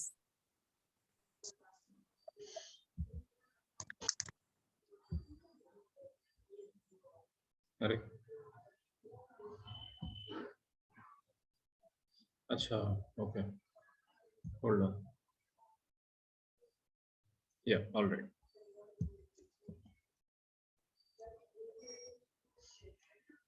Okay, तो ये है स्कूल्स का scenario. Now think about it in terms of what will happen. कल हम लोगों ने ये डिस्कस किया था कि हर स्कूल का इम्पैक्ट होता है एंड आपकी जो आइडियल स्कूल है उसका इम्पैक्ट क्या होगा, क्या प्रभाव पड़ेगा समाज में या फ्यूचर में, भविष्य में। तो इसमें Abraham Lincoln has a very interesting coat, मतलब हम लोगों के लिए कोट है, उन्होंने तो यही बोला है, The philosophy of the classroom in one generation will be the philosophy of government in the next.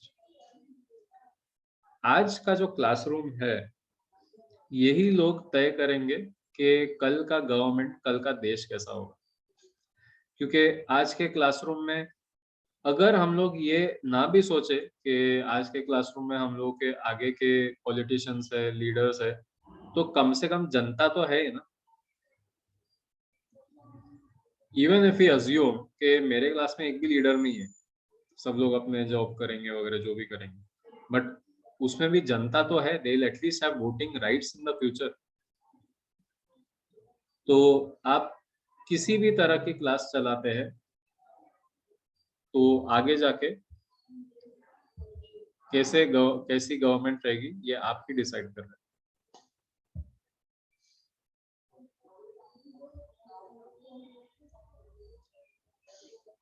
Now हम लोग अभी थोड़ा सा ये डिस्कस करेंगे कि एनईपी क्यों आया और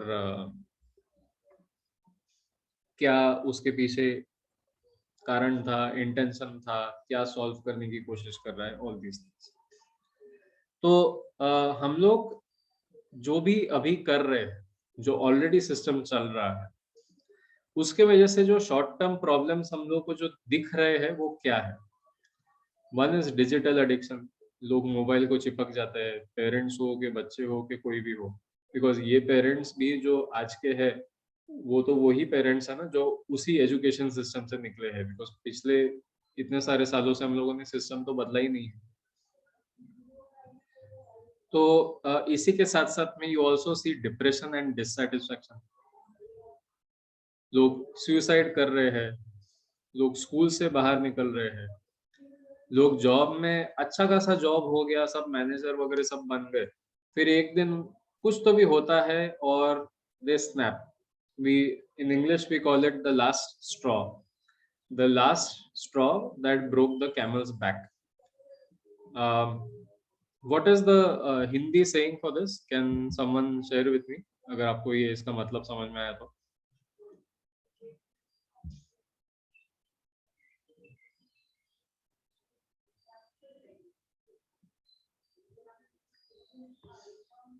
I'll try to explain the origin of this English part, तो आप मुझे हिंदी का भी आप इसमें बता सकते हैं। तो the last straw that broke the camel's back, मतलब जो कैमल होता है, ऊंट होता है, उसके पीठ पे हम लोग स्ट्रॉ मतलब घास, सूखा घास डालते हैं और बड़े बड़े उसके ब्लॉक्स डालते हैं, क्योंकि घास हम लोग तो यही सोचते हैं ना कि हल्का होता है, तो हल्का अगर होता है तो बहुत सारा एक साथ में लेके आते ले जाते आना चाहिए ऊंट को। बट एक जो आखिरी वो घास का तिनका है, वो अगर आपने उसके ऊपर रखा तो उसके वजह से वो ऊंट की पीठ टूट जाएगी। दैट वाज द लिमिट, जिसके वजह से सब खत्म हो गया। तो do we have a Hindi saying for this?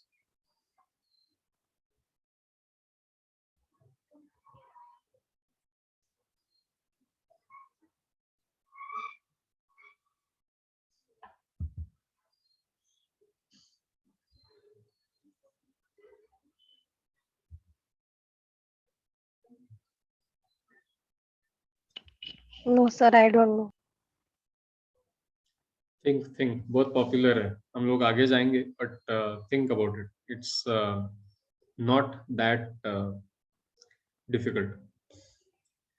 तो ये इतने सारे जो लोग हैं, इनके लिए ये लास्ट स्ट्रॉ होता है।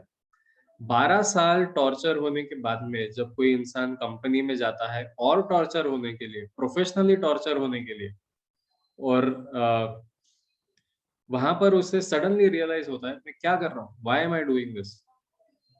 तो this turns into depression, this turns into suicide, and ये दोनों अगर नहीं हुए तो वो बोल देता है कि मैं जा रहा हूँ Hare Ram Hare Krishna, I am going to ISKCON, सब छोड़ दिया, ओशो के आश्रम चले गए, श्री अरविंदो आश्रम चले गए,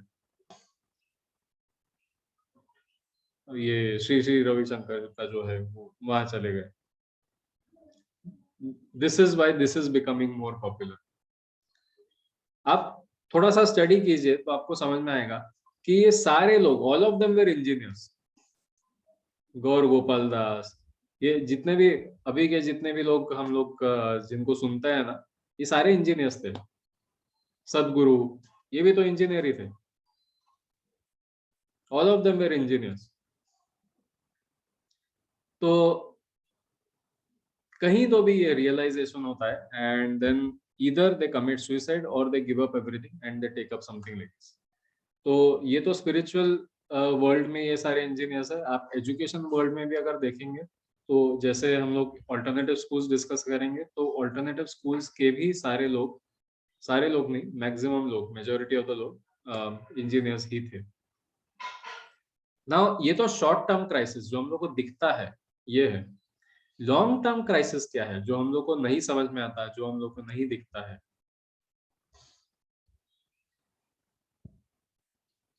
लॉन्ग टर्म क्राइसिस ये है कि अनएम्प्लॉयबिलिटी बढ़ती है। Now what is unemployability? Unemployment तो सुना है हम लोगों ने, बट बेरोजगारी जिसको हम लोग बोलते हैं, बट अनएम्प्लॉयबिलिटी क्या है?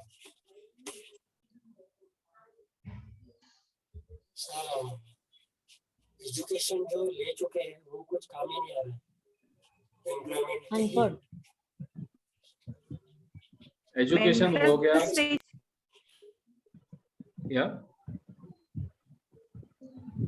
ऐसा सोचना कि इतना पढ़कर कुछ फायदा नहीं है तो फिर करेगी क्या?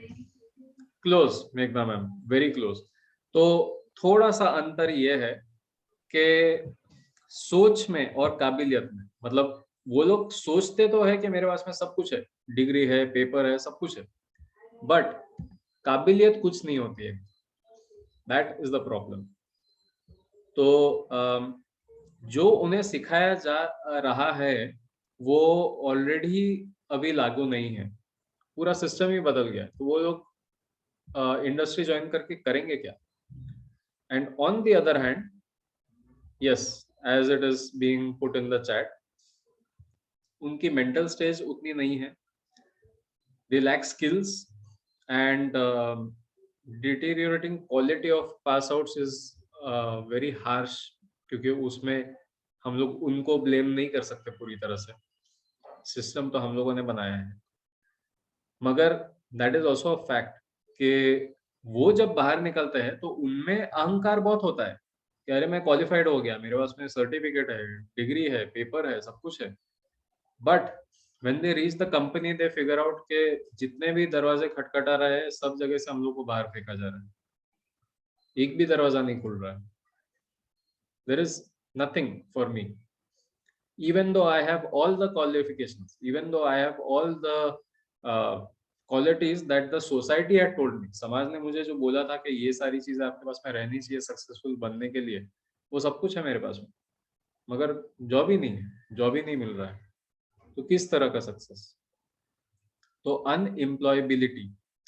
अब ये जब डेस्परेशन होता है तो ऑब्वियसली पीपल विल अंडरस्टैंड कि मेरे साथ में जो अन्याय हुआ है तो मुझे भी समाज के साथ में अन्याय करना चाहिए, आई वांट जस्टिस, तो they will start committing crimes. इसीलिए टेररिस्ट भी ज्यादातर इंजीनियर्स होते हैं, जिसे हम लोग आतंकवादी बोलते हैं, उसमें काफी सारे इंजीनियर्स होते हैं, उसमें काफी सारे ग्रेजुएट्स, पोस्ट ग्रेजुएट्स होते हैं, not just engineers obviously, but क्योंकि इंजीनियर्स बहुत ज्यादा है, as someone put in the chat also, इसलिए। Now environmental destruction, इसके बारे में आप अगर नोटिस करेंगे तो कभी कोई ऐसे मेजर मूवमेंट हुआ ही नहीं है। Yes, it is very horrible. इसके बारे में मेजर कभी मूवमेंट हुआ ही नहीं है, कभी बहुत ज्यादा लोगों ने मेहनत इसके पीछे की ही नहीं है, क्योंकि ऑलरेडी दुनिया में प्रॉब्लम्स इतनी ज्यादा है कि हम लोग बहुत ज्यादा दूर देख ही नहीं सकते ना। There was one very interesting saying by Nana Patekar. तो he said कि जब चप्पल में बने छेद से आप दुनिया देखते हो तो दुनिया छोटी और छेद बड़ा नजर आता है। तो मतलब when we look at the world from the hole in our own shoe, in our own sandal, तो हम लोग को दुनिया छोटी दिखती है मगर छेद बड़ा दिखता है। तो सिचुएशन ऐसी हो गई है कि हम लोग के अपने प्रॉब्लम्स इतने बढ़ चुके हैं कि हम लोग एनवायरनमेंट वगैरह तक सोचते ही नहीं है, उतना दूर सोचते ही नहीं है।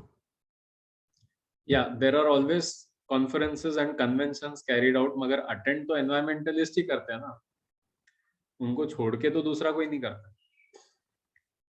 Then academic and educational collapse of the next generation, this we have reached। हम लोग इस स्थिति पे पहुंच चुके हैं और काफी सालों से पहुंच चुके हैं।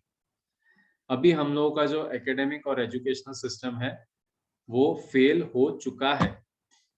We cannot say our education system is failing our youth or our education system is failing our children. It has already failed, and those children have already become parents.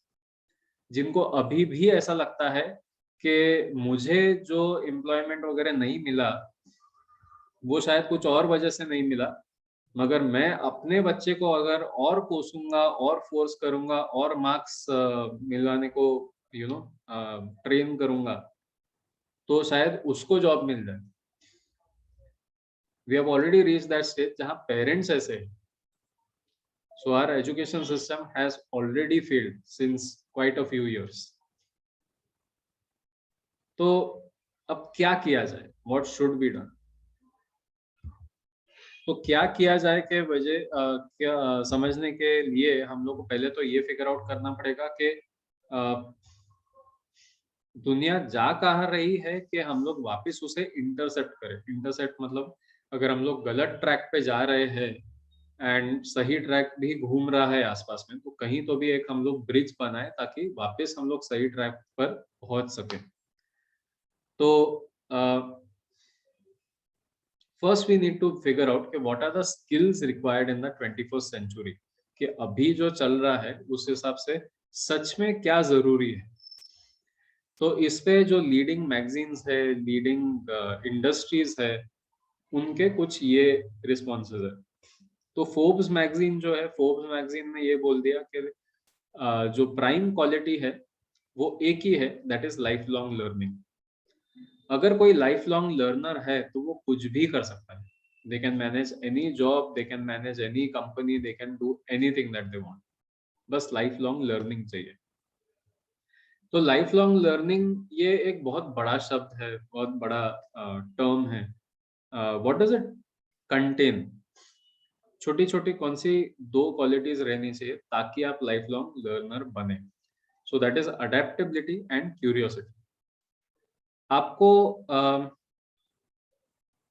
जो इसमें भी दिया गया है लचीलापन, फ्लेक्सिबिलिटी एनईपी में, सो उसी तरह से you have to be adaptable. जो सिचुएशन है उस हिसाब से आपको अपने आप को उस सिचुएशन के काबिल बनाते आना चाहिए. साथ ही में क्यूरियोसिटी, जानने की इच्छा, नई चीजें जानने की इच्छा, कि हो सकता है कि मैं अब तक जो जानता हूँ, हो सकता है मैं जो स्कूल से जो पढ़ के आया हूँ, it may not be applicable today. I need to figure out again कि कहाँ क्या चल रहा है. तो हरदम फाइंड आउट करते रहना. सो ये दिस वाज फोर्ब्स मैगजीन. अब सिस्को नॉलेज सिस्टम्स या सिस्को का जो ग्लोबल एजुकेशन वाला जो डिपार्टमेंट है, वहां पर these 3 C's came up. इसे हम लोग 3 C's बोलते हैं. Critical thinking and problem solving, creativity and innovation, communication and collaboration. तो हम लोग इसके ऊपर और थोड़ा सा आगे बात करेंगे.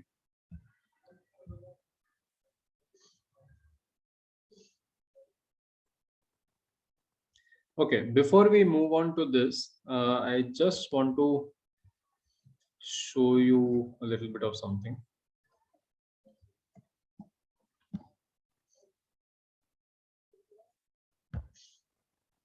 Okay, तो कुछ स्टैटिस्टिक्स या कुछ तरीके जिससे हम लोग फाइंड आउट कर सकते हैं वेदर हम लोग सच में अनएम्प्लॉयबिलिटी से सफर कर रहे हैं या अनएम्प्लॉयमेंट से सफर कर रहे हैं. तो I will just share how you can find that out for sure.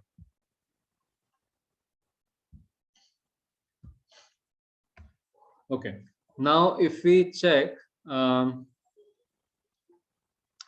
vacant posts in Indian government.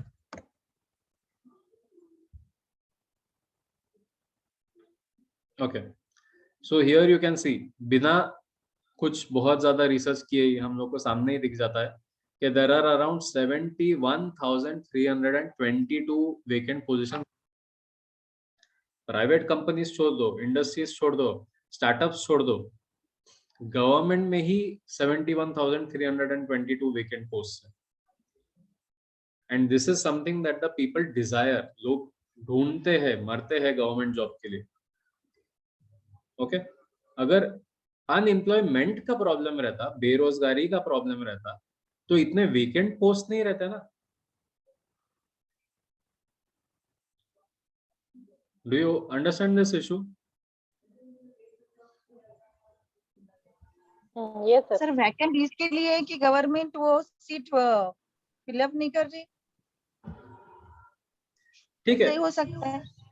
अगर हम लोग उसे देख ले तो फिर भी 71,322 इज अ वास्ट एरिया ना. कि मतलब हो सकता है कि एक जगह की गवर्नमेंट बिगड़ी है, दूसरे जगह की गवर्नमेंट बिगड़ी है, एक तो कहीं तो कुछ तो होगा कि जहाँ की गवर्नमेंट अच्छी है. इतना हाई नंबर कैसे है? Now let's check job openings in INDIA India.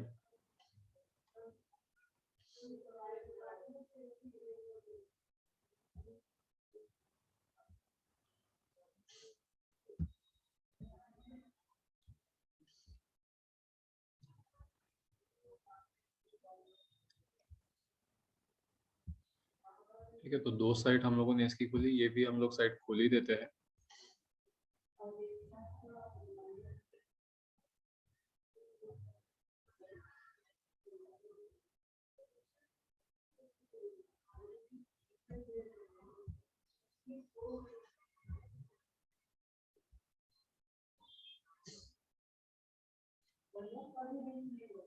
Okay, you can see the variety of government jobs that are still open.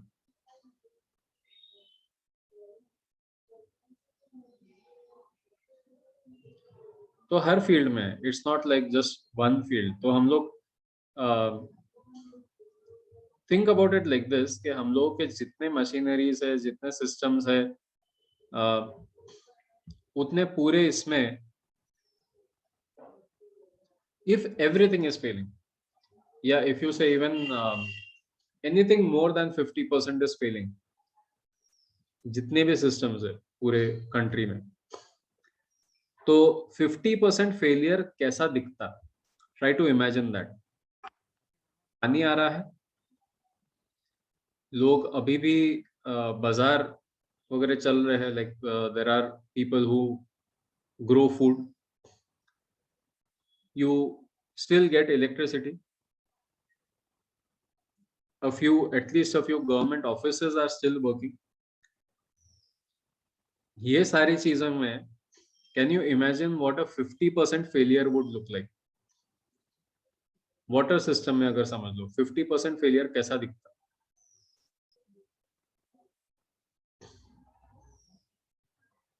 तो we cannot directly say कि ये गवर्नमेंट का ही फॉल्ट है, because then the same fault should have मतलब that fault should have been recovered in the private companies ना. But आप search करके देख लो monster.com में,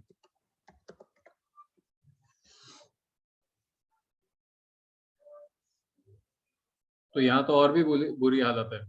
You have 1,07,499 vacancies during the corona period. अभी कोरोना शुरू है, इस समय पर इतने वैकेंसीज है जहां पर लोग एक्चुअली एम्प्लॉय नहीं करना चाहते, जिस समय में लोग ढूंढ नहीं रहे हैं कि हम लोग किसी को जॉब दे सके.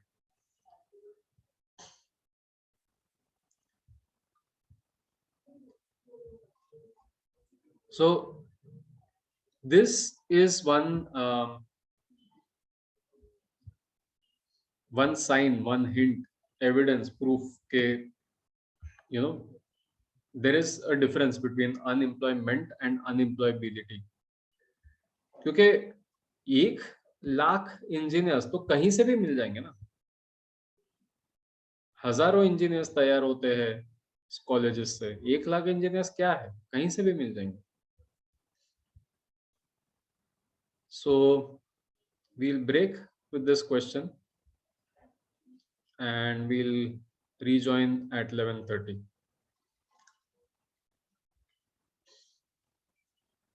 Okay, see you all in a short time.